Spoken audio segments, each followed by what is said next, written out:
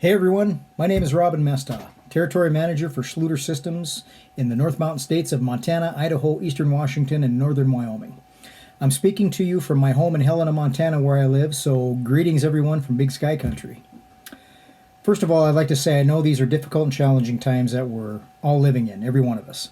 And at Schluter-Systems, we want you to know we're standing right alongside you. We want to be helpful with information when it comes to our products and our systems, so please don't hesitate to reach out.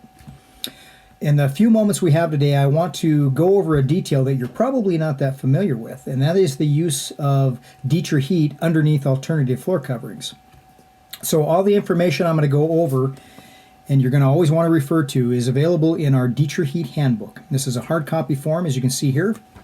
You can also go to schluter.com and download that information on your mobile devices or your computer, so you always have access to it. So we want to talk about and identify what is an alternative floor covering. So there's many of them out there. There's your luxury vinyl planks and luxury vinyl tiles, super popular right now. Your vinyl sheet goods.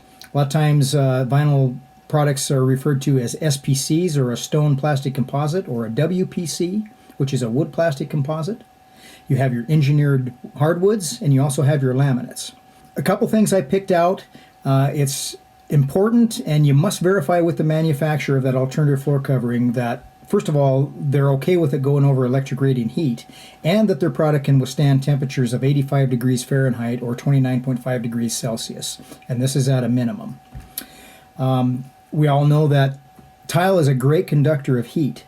And on average, alternative floor coverings are going to be about 10 times less conductive. So perhaps that's something you need to discuss with your customer and make sure they understand that and how that is different from tile and the way that tile resonates heat. Another thing about this detail in this installation, this is the only one where we're going to allow a cementuous self-leveling product to fill in the membrane and encapsulate the cable.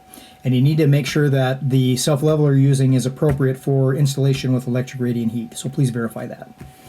I also want to point out the cable spacing in our membrane. So I just have a little sample here, and this is what we generally use for tile installations. This is what we call a 3-stud spacing.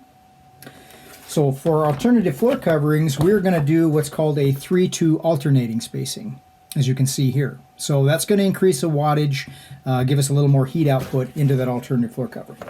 Okay, so again, all the information as well as testing. Yes, you must test the cable, log that information, get it back to us at Schluter. That's all detailed in the handbook. Reach out to our customer service representatives. Reach out to your territory manager or field representative, whoever that might be in your respective market. Again, we know these are challenging times. We want to be helpful and useful to you. We appreciate every one of you. Those of you that are in my territory, I look forward to seeing you hopefully very soon. Be well, be safe, take care of yourself, and thank you for using Schluter Systems. Have a nice day.